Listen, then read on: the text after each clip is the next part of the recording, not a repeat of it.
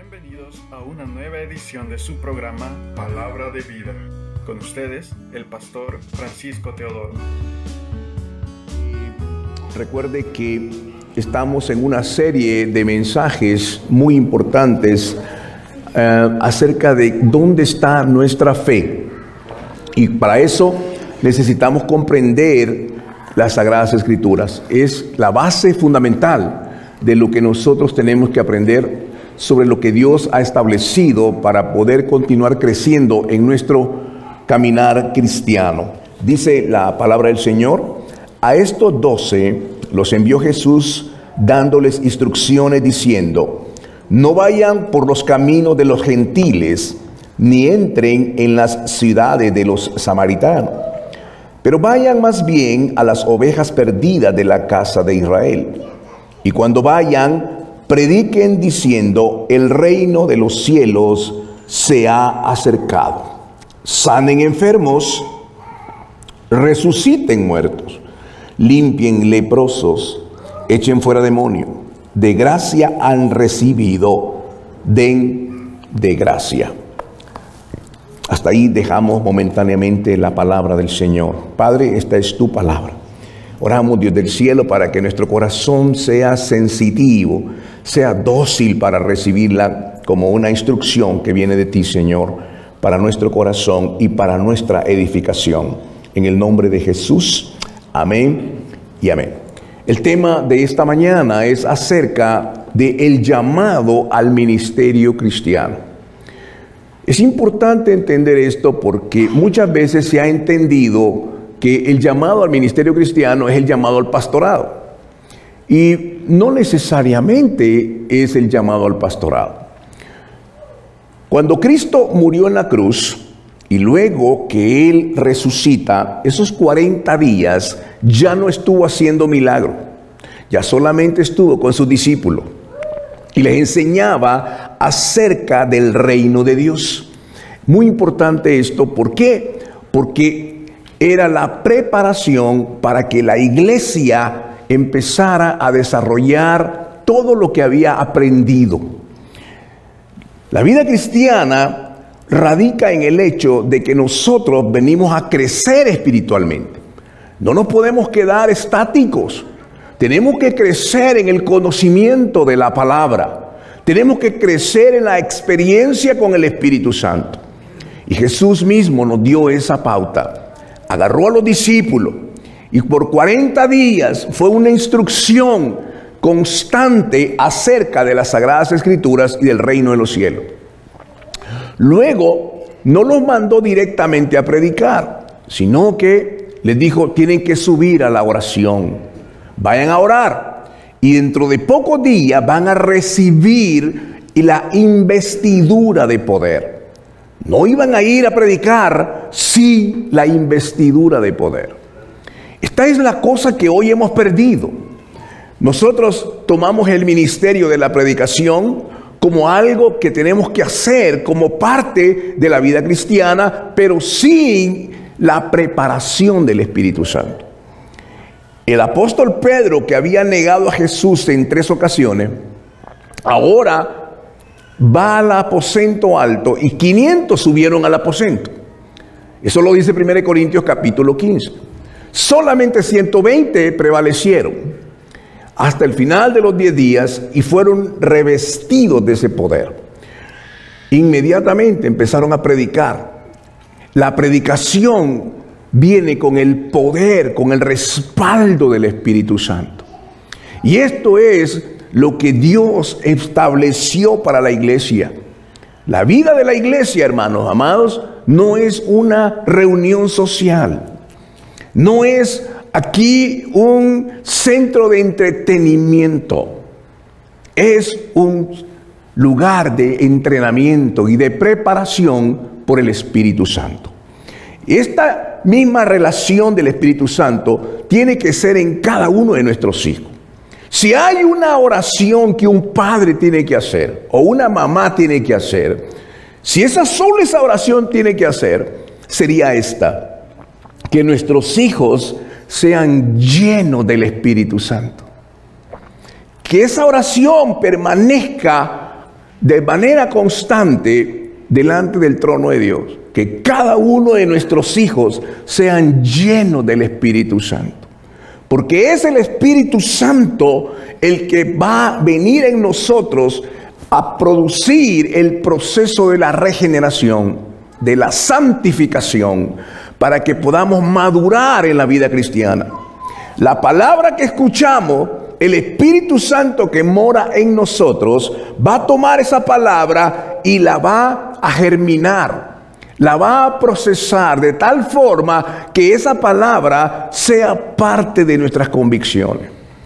Cuando hablamos del carácter cristiano en la vida de un niño o en la vida de nosotros como familia, queremos tener el carácter de Cristo. Pensamos que es la manera de su personalidad o el temperamento.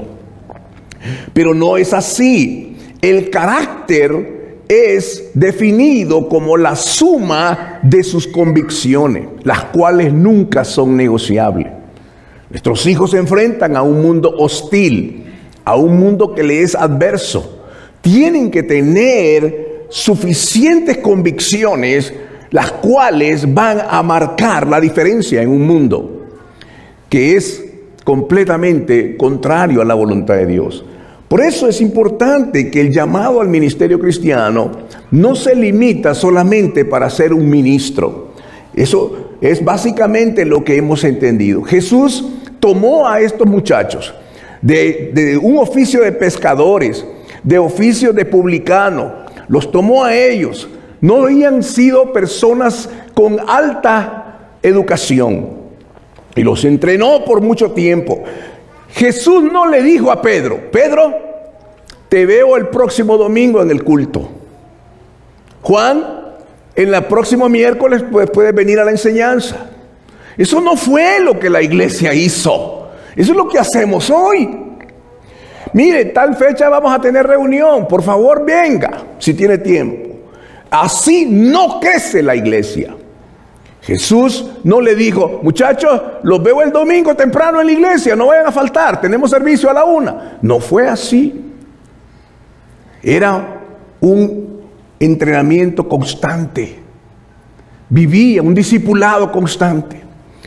Y a medida que ellos fueron aprendiendo, cada momento fue una oportunidad que Jesús tomó para sus discípulos y enseñarles la palabra, enseñarles la manera correcta de vivir, enseñarles la manera victoriosa, cómo enfrentarse a las potestades y a las fuerzas del infierno, cómo enfrentar las tribulaciones, cómo enfrentar las tentaciones, cómo vivir la vida cristiana. Eso no se enseña en una página, eso es entrenamiento directo. El papá está asignado para ser el maestro de sus hijos.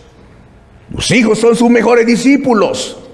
Su hogar representa a la iglesia. De manera que como se vive en la casa, así tendría que ser en la iglesia también. La iglesia es ahí donde enfrenta cada oportunidad para poder instruir y discipular a sus hijos, para que ellos crezcan en el conocimiento. Situaciones donde ellos han tropezado, donde ellos han caído, son oportunidades que Dios nos da para enseñarles a ellos cómo enfrentar los retos, los desafíos de la vida. Cuando ellos fracasaban, cuando ellos llegaron un día: Señor, ¿por qué no pudimos echar fuera este demonio? Cuando aquel padre llevó a su hijo y no pudieron echarlo fuera, ¿por qué no pudimos, Señor? Entonces Jesús dijo: porque este género no sale si no es con ayuno y oración. Eran oportunidades para enseñar. En cierta ocasión Jesús va por los sembrados. Él enseñó por las parábolas, las metáforas, para que pudiéramos comprender. Hasta un niño comprende el evangelio. Jesús vino y pasó por medio de esos sembrados y dijo: el reino de los cielos es semejante a esto. Vino el sembrador y plantó la semilla junto al camino, y las aves del campo vinieron y se la llevaron. Otra fue sembrada entre rocas, pero no tenía suficiente base y raíz, y pronto se secó. Otra fue entre espinos, y los espinos ahogaron la plantita. La semilla se murió. Pero hubo una parte que fue sembrada en buena tierra y dio fruto al 30, al 60 y al 100 por uno. Toda la multitud dijo: ¡wow! ¡Qué enseñanza! Todos se fueron, llegaron a su casa y el papá le preguntó: a ver, Juanito, ¿dónde estabas? Pues estaba con el Señor, con el rabí, el maestro, Jesús de Nazaret. ¿Y qué enseñó él? Bueno, enseñó la parábola, una parábola impresionante. Él habló acerca del sembrador y la semilla. ¡Wow! ¡Qué importante! ¡Qué bueno! ¿Y qué significa? Pues no lo sé. ¿Cómo que no lo sabe? Pues no le preguntamos. Así es la iglesia hoy en día. Salen con el sermón, pero sin ninguna aplicación. Si usted lee el pasaje, los discípulos se quedaron con Jesús. Señor, explícanos la parábola. ¿Qué significa? No le explicó a la multitud, le explicó a sus discípulos. A ver, vengan para acá, muchachos. La semilla es la palabra, el sembrador es mi Padre.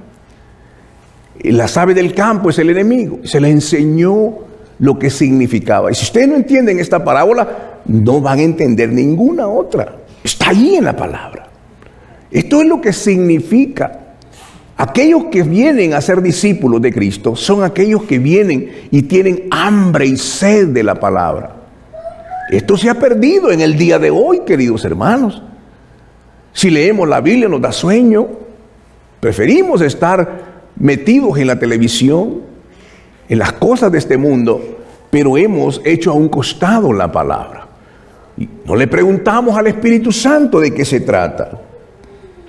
En el pasaje que hemos hecho referencia, Jesús llamó a sus discípulos y les dijo: van de 2 en 2, vayan y por favor vayan a predicar esta palabra. Y les dijo las instrucciones. Si ahí en esa casa no son dignos, sacúdense las sandalias. Pero si ese hogar es digno, su paz va a reposar sobre ellos. Y si hay necesidad de enfermos, salen los enfermos. ¿Cómo? ¿De dónde? Yo estaba estudiando esta palabra y me doy cuenta que estos discípulos nunca habían hecho eso. Jamás habían sido entrenados directamente en el campo de batalla. Ellos iban a la casa. ¿Hay alguien enfermo? Sí. Y ellos venían y oraban y Dios se manifestaba. El respaldo, la palabra, era Dios en ellos mostrando el poder.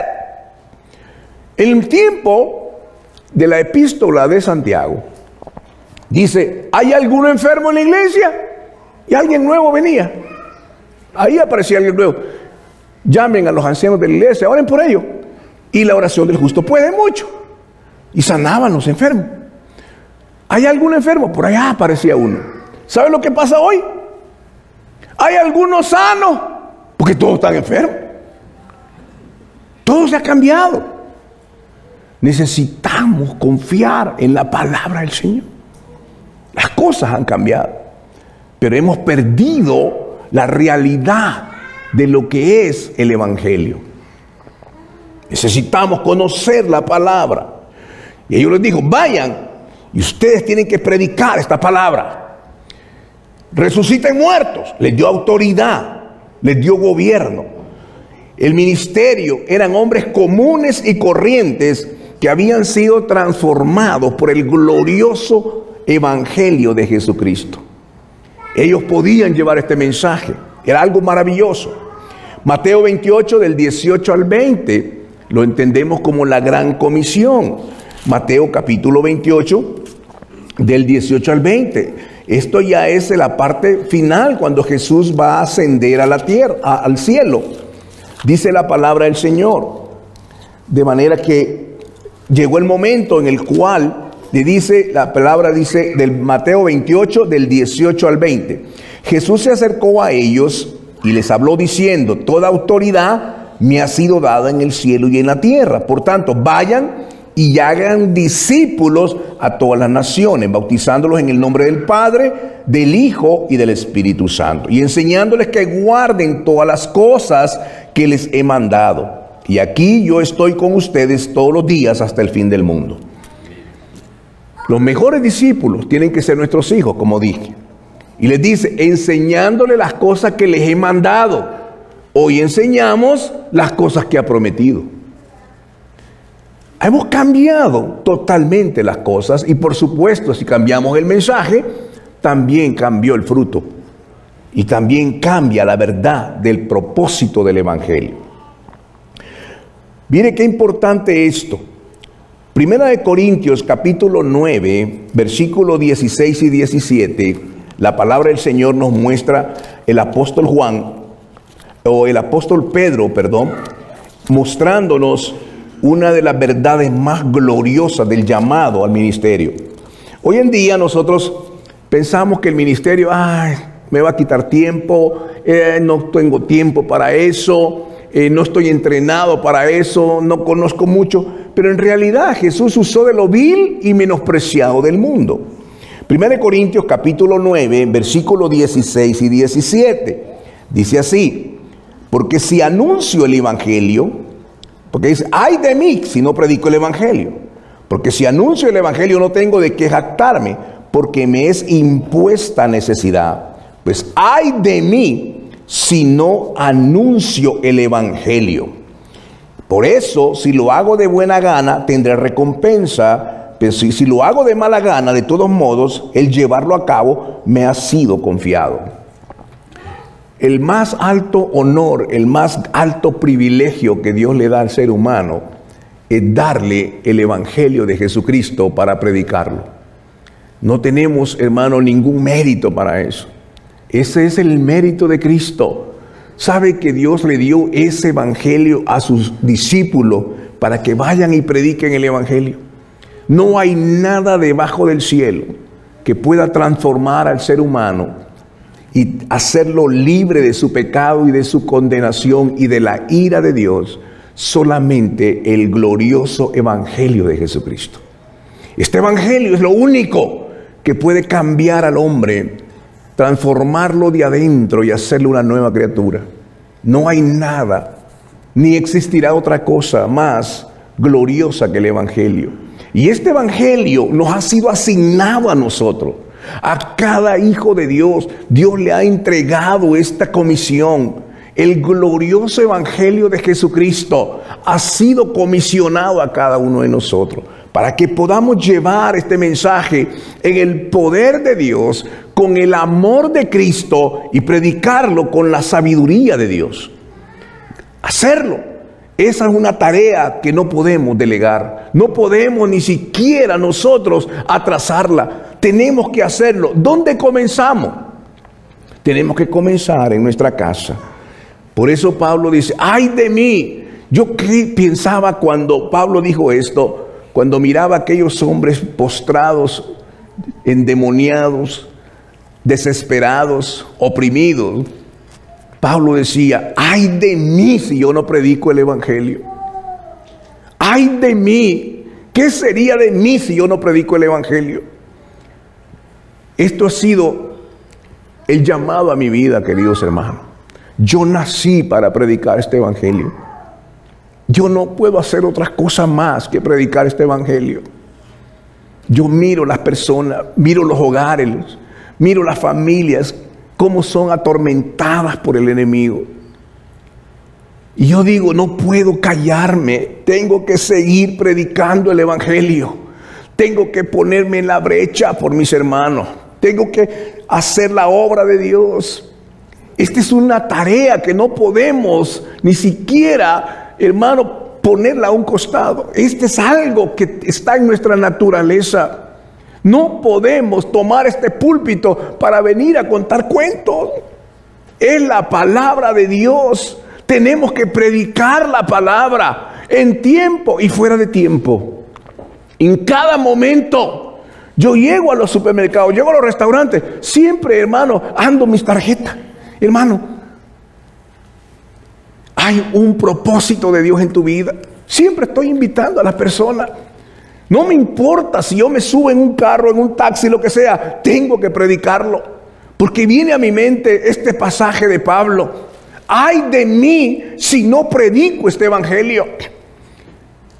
Yo recuerdo, allá en mi pueblo, había un hombre muy importante y yo sentí en mi corazón hablarle de Cristo, pero no me daba la oportunidad. Ya era un hombre mayor y yo trataba de conectar con él, pero no me dio la oportunidad. No pude compartirle del evangelio. Me fui a casa. ¿Qué sucedió? A la mañana siguiente ese hombre estaba muerto. No se puede imaginar el dolor que vino a mi corazón. Era algo terrible. Me sentí tan culpable. Yo dije, nunca más me va a volver a pasar. Ese hombre ha muerto al día siguiente. Yo no le pude predicar el evangelio. Ay de mí si no predico este glorioso evangelio. La iglesia de hoy, hermano, ha llegado al punto en que se puede llenar de orgullo de esos edificios que tiene. Se puede llenar de orgullo del equipo de sonido que tiene. Se puede llenar de orgullo de todo el sistema de internet que tiene, de todo media que tiene. Pero de algo que no se puede llenar de orgullo es que es una iglesia acomodada, una iglesia pasiva, una iglesia que simplemente está esperando. No es una iglesia que comparte el evangelio. No tenemos ya el corazón para predicar y compartir nuestro testimonio, de bendecir lo que es Cristo, de demostrar el carácter de Cristo. No hacemos una diferencia en nuestra comunidad, no hacemos una diferencia en esta nación. El mundo está tomando su lugar, el pecado está haciendo lo que quiere y tarde o temprano afecta la vida de nuestra casa. Porque hemos dejado el evangelio, hemos puesto una actitud pasiva en vez de tomar la palabra de Dios. Primera de Corintios, capítulo 4, versículo 1 al 4. Es impresionante lo que dice aquí. El llamado más sublime para el ser humano. Dice aquí que todo hombre nos considere como servidores de Cristo y mayordomos de los misterios de Dios. Ahora bien, lo que se requiere de los mayordomos es que cada uno sea hallado fiel. Para mí es poca cosa el ser juzgado por ustedes o por cualquier tribunal humano, pues ni siquiera yo me juzgo a mí mismo. Pablo dice que Dios nos ha dado a nosotros el misterio de la revelación del evangelio, pero es necesario que cada uno sea hallado fiel. Queremos ir y predicar, sí, pero hay requisitos que completar, hermano. Hay requisitos que Dios demanda para aquel que va a predicar. No cualquiera puede ir, no porque está entusiasmado puede ir. Hay por lo menos 4 cosas que yo quiero mostrarle hoy rápidamente. Número 1, tiene que tener pasión por la presencia de Cristo. Tiene que tener pasión por la santidad de Cristo. Si usted no tiene pasión por la palabra, por su presencia, si no tiene pasión por la santidad, no hay mucho lo que podamos hacer. Primero tenemos que tener la convicción en nuestro corazón, el amor y la pasión por la presencia y la santidad de Cristo. Número 2, un ardiente deseo por estudiar las Sagradas Escrituras y conocer la palabra de Dios. Porque se va a enfrentar con un mundo que tiene más preguntas que respuestas. Y usted tiene la sabiduría de Dios, tenemos la mente de Cristo si tenemos la palabra de Dios. No conocemos la palabra. No conocemos lo que dice el Nuevo Testamento. ¿Cuántos libros tiene el Antiguo Testamento? ¿Cuántos libros tiene el Nuevo Testamento? ¿Cuántas cartas hizo el apóstol Pablo? ¿Cuál es el mensaje de la salvación? ¿Cuál es el mensaje de la santificación? Tenemos que saberlo. ¿Qué dicen los proverbios? ¿Qué sale en los salmos? Tenemos que saber la palabra de Dios. Es muy importante eso. Número 3, tenemos que tener pasión por predicar a Cristo. Y para eso necesitamos el amor de Cristo. Para predicar la palabra, usted le predica a esas personas, tenemos que amarlos. Si usted va a orar por un enfermo, tiene que amar a esa persona. ¿Cómo va a orar por una persona que no le ama? ¿Cómo va a orar por alguien que no tiene amor por él? El secreto del Evangelio es el amor de Cristo. Él llegaba al leproso, Él llegaba al pecador por la ternura, el amor de Cristo para predicar el Evangelio. Él era la esencia de ese amor. No podemos ir a predicar. Mire, y si usted se muere hoy, ¿dónde va a ir? ¿Al infierno? No, podemos hacer eso, pero tenemos que llevar el amor de Cristo en cada palabra, porque en esa condición estuvimos nosotros antes también. Tenemos que saber sazonar el mensaje, predicar a Cristo para compartirlo y también estar dispuesto a ser rechazado. Número 3, tenemos que anhelar ser llenos del Espíritu Santo. Tenemos que estar llenos del Espíritu Santo para poder hacer esto. Tenemos que tener también convicción de las verdades bíblicas. Primera de Timoteo, capítulo 4, verso 16. Tenemos que saber la palabra de Dios. Miren lo que dice Primera de Timoteo, capítulo 4, versículo 16. Dice la palabra del Señor. Dice así: ten cuidado de ti mismo y de la doctrina. Persiste en ello, pues haciendo esto te salvarás a ti mismo y a los que te escuchan. Ten cuidado de la doctrina. Tenemos que tener convicción de las verdades bíblicas. No podemos dudar de la palabra. No podemos dudar de las palabras que Jesús hizo, porque alguien vino con una revelación nueva. No, aquí está toda la revelación ya en la palabra. Y el Espíritu Santo nos ayuda a entenderla. Para eso Dios estableció un esquema bien definido en la iglesia: apóstoles, profetas, maestros, evangelistas y pastores. Todo eso hay un orden divino para que podamos aprender la palabra de Dios. Es muy importante esto. Gálatas capítulo 3, verso 1 y 2. Veamos qué dice Gálatas capítulo 3, versículo 1 y 2. Esta palabra es muy importante porque si no tenemos las verdades bíblicas, esto va a ser un problema. Gálatas 3 dice, Pablo hablándole a los Gálatas, exhortándolos de esta manera, dice: oh Gálatas insensatos, ante cuyos ojos Jesucristo fue presentado como crucificado. ¿Quién los hechizó? Solo esto quiero saber de ustedes: ¿recibieron el Espíritu por las obras de la ley o por haber oído por fe? ¿Tan insensatos son? Habiendo comenzado por el Espíritu, ¿ahora terminarán en la carne? Pablo está exhortando a la iglesia de Galacia. Les dice: ustedes recibieron a Cristo, yo les presenté a Cristo. ¿Cómo es que vinieron maestros y vinieron a engañarlos? ¿Cómo? Pueden engañar a los niños, pero ustedes ya deberían de estar maduros en la fe. Y ahí tenemos hoy cristianos que andan todavía con dudas y andan oyendo cuentos de otras cosas. Hermano, Pablo fue muy fuerte con esto. Gálatas insensato. ¿Quién los hechizó? ¿Quién los fascinó con otro evangelio? Eso no es el evangelio.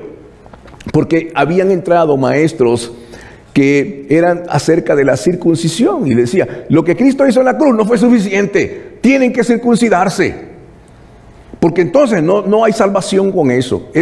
Lo que hizo Cristo fue bueno, pero no fue suficiente. Y Pablo dice: si ustedes hacen esto, de la gracia han caído. No es por obras para que nadie se gloríe, es por fe en Cristo. Y Pablo tiene que volver a los viejos rudimentos otra vez, porque la iglesia de Galacia no había crecido en la palabra de Dios. La iglesia de Corinto tampoco. Les dice: no puedo darles alimento sólido todavía, porque son niños espirituales. Y un niño espiritual, ¿qué va a suceder cuando se enfrente a las fuerzas del enemigo? Va a ser vulnerable, va a ser frágil, va a ser derrotado. Y ahí tenemos hoy una iglesia que no puede enfrentar las fuerzas del infierno. Mateo capítulo 16, Jesús dijo: sobre esa verdad que tienes, edificaré mi iglesia, y las puertas del Hades no van a prevalecer contra la iglesia. Les dio autoridad, les dio gobierno, les dio poder. Por eso es importante, queridos hermanos, crecer en el conocimiento de Dios. Las cosas que vienen. Miren, la tecnología ha crecido a rasgos increíblemente altos. Todo el mundo está en lo moderno. Pero lo único que se ha ido en contra de eso, ¿sabe qué es? El corazón humano. Cada vez hay más perversión, cada vez hay más pecado, Cada vez hay más perversión, degeneración. ¿Cuántas cosas hay ahora en día? Y lo único que puede cambiar eso es cuando la iglesia, no hay otra cosa en el mundo que pueda cambiar. Solamente la iglesia puede transformar esto. Es la iglesia de Cristo. Pero la iglesia que esté fundamentada en la palabra, que conozca del Espíritu Santo, que viva de una manera piadosa, que viva de una forma tal que pueda hacer una diferencia. Y el Espíritu Santo siempre va a respaldar el lugar donde Cristo es enaltecido. Por eso es importante que Pablo expresa claramente, tenemos que crecer en la fe. Y Efesios capítulo 4, versículo 11 al 16. Por eso Pablo lo establece claramente aquí, para edificar el cuerpo de Cristo. Dice Efesios capítulo 4, versículo 11 al 16. Y él mismo constituyó a unos apóstoles, a otros profetas, a otros evangelistas y a otros pastores y maestros, a fin de capacitar a los santos para la obra del ministerio, para la edificación del cuerpo de Cristo, hasta que todos alcancemos la unidad de la fe y del conocimiento del Hijo de Dios, hasta ser un hombre de plena madurez, hasta la medida de la estatura de la plenitud de Cristo. De esto se trata. Hermanos amados, el llamado al ministerio implica muchas cosas. No hay, yo así lo creo, no hay nada más hermoso que ser un ministro del Señor. Por eso tenemos que guardar nuestro corazón, nuestro testimonio. Hay requisitos para ser un ministro. Dice la palabra, tiene que ser marido de una sola mujer. Tiene que ser lleno del Espíritu. Tiene que ser un hombre que gobierne bien su casa, que tenga buen testimonio de los de adentro y los de afuera. No un neófito, porque va a caer en las mismas garras del diablo. Hoy hemos convertido este ministerio en una profesión de negocio. No podemos seguir haciendo esto.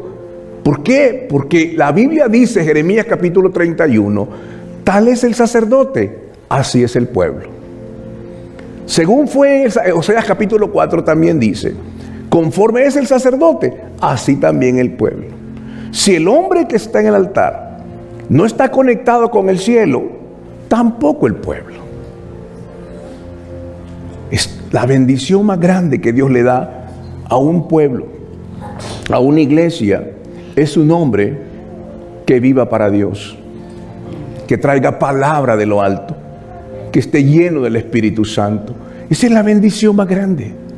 Pero también la maldición más grande, que ponga un hombre lleno de codicia, un hombre corrupto, un hombre codicioso. También eso va a traer consecuencias a la iglesia. Queridos hermanos, Moisés en el capítulo 3 del 1 al 6 se enfrentó con Dios. Él estaba cómodo ya allá en Moab, tenía su esposa, tenía su familia, y Dios lo llamó a través de aquella zarza ardiendo y le dijo, hay una gran necesidad allá en mi pueblo y te he comisionado para que vayas. Y estoy seguro que esto no fue fácil para Moisés. No es fácil. Moisés tembló y dijo, no, si ni siquiera puedo hablar, me voy a enfrentar a Faraón. ¿Cómo voy a hacer esto? Y Dios le dijo, yo te mando. ¿Y qué nombre voy a decir? Dile que yo soy. La palabra en hebreo yo soy es el Eterno. ¿Qué necesitas, Moisés? Necesito tu poder. Yo soy tu fortaleza. ¿Qué necesitas? Necesito, Señor, tu sabiduría. Yo soy tu sabiduría. Necesito tu dirección, Señor. Yo soy el que te guía. Señor, necesito protección. Yo soy tu protector. Yo necesito amor, Señor. Yo soy tu amor. Señor, estoy solo. Yo estaré contigo. Yo soy lo que tú necesitas. ¿Qué necesitas, Moisés? Te necesito, Señor. Yo iré contigo. mi gracia y mi poder estará contigo. Donde tú vayas, yo estaré contigo. Si tú me honras, vendremos con mi Padre, dijo Jesús, y haremos morada contigo. Estaré contigo. No hay mejor lugar que en medio de la tormenta Jesús se levanta y dice: calla, enmudece. No hay mejor lugar que cuando estés en desesperación bajo el ataque del infierno, Jesús se levante como un guerrero victorioso y te diga: no es tuya la batalla, es mía. ¿No es maravilloso que Jesús venga con nosotros y diga: estaré contigo todos los días de la vida? Hoy es uno de estos días. ¿Qué vamos a hacer? ¿Seguiremos pasivos? ¿Seguiremos asistiendo a la iglesia cuando haya tiempo? ¿Seguiremos leyendo la palabra cuando no tengamos otra cosa que hacer? ¿Dejaremos de enseñarle a nuestros hijos? ¿Les compraremos una tablet para que se entretengan? ¿Seguiremos batallando con el matrimonio sin orar juntos, sin poder buscar la palabra? ¿Qué vamos a hacer? Vamos a recibir los mensajes por aquí y por aquí se nos van a ir. ¿Qué es lo que Dios quiere que hagamos? Lo que Él quiere es que permanezcamos junto a Él con todas nuestras debilidades, con todas nuestras limitaciones, pero con el único deseo de servirle al Señor. El más grandioso, sublime ministerio es lo que Dios nos ha comisionado a cada uno de nosotros. ¿Qué estamos haciendo con Él? Dios le ha entregado a un rebaño. ¿Cuál es su rebaño? Solo hay dos profesiones en el mundo. Usted puede decir: yo soy ingeniero, yo soy carpintero, yo soy lo que sea, mecánico, lo que sea. ¿Cuánto eso vale en el cielo? ¿Cuánto vale en el cielo? Usted no puede presumir en el cielo con su posición, con su doctorado, lo que sea. Solo hay dos profesiones, está en Génesis. O es usted un labrador de la tierra, como Caín, o es un pastor de ovejas. ¿Cuáles son sus ovejas? Están cerca de usted. Son sus hijos, son sus discípulos. Sus mejores discípulos tienen que ser sus hijos. Es ahí donde se pelea la batalla. ¿Quién se está poniendo en la brecha por sus hijos? ¿Quién se pone en la brecha a interceder cada mañana? ¿Quién dobla sus rodillas por sus hijos? Si usted no lo hace, ¿quién cree que lo va a hacer? Este es el llamado. ¿Qué vamos a hacer con lo que hemos escuchado hoy? ¿Seguiremos viendo de lejos la iglesia? ¿La palabra? ¿Seguiremos indiferentes y pasivos? ¿O vamos a tomar un acto de fe y decirle: Señor, heme aquí, Señor, envíame a mí? Si hay alguien aquí hoy que quiere decir eso, póngase de pie y oremos juntos al Señor. Padre Celestial, este mensaje ha clavado mi corazón, porque yo reconozco, Señor, la necesidad que tengo de ti, y que muchas veces, Señor, me distraigo haciendo cosas que no tienen ningún valor. Dios del cielo, perdóname. Yo soy el primero, Señor, entre muchos, que no he hecho las cosas como a ti te agradan. Pero reconozco, Señor, que yo no puedo avanzar sin tu ayuda. He cometido tantos errores, Señor, en la vida con mis hijos. Falta de sabiduría, Señor, en mi relación, en mi hogar. Pero esta tarde yo vengo ante ti con un corazón humilde, quebrantado. Te necesito, Señor. Ayúdame, socórreme. Trata con mi corazón. Si tienes que remover algo de mi vida, Señor, remuévelo. Si eso me va a doler, Señor, yo sé que tú me vas a tratar con misericordia. Cámbiame, Señor, porque yo solo no puedo. Te suplico tu ayuda, Señor. No puedo dejar que mis hijos sigan avanzando sin la protección y la cobertura tuya. Tú me has llamado a interceder por ellos. Mi más grande llamado al ministerio son mis hijos, mi familia. Y tengo que reconocer que a veces he descuidado esta tarea, Señor. Pero te suplico tu misericordia y tu perdón en el nombre de Jesús. Amén y amén. Que la paz del Señor sea con ustedes. Que la comunión del Espíritu Santo permanezca instruyéndoles en cada vida y en cada momento de su existencia. Hemos llegado al final de su programa Palabra de Vida. Le invitamos a mantenerse en sintonía de nuestra próxima edición. Asimismo, le invitamos a interactuar con nosotros en nuestra página de Facebook Palabra de Vida y en el canal de YouTube del Pastor Francisco Teodoro. Que Dios les bendiga.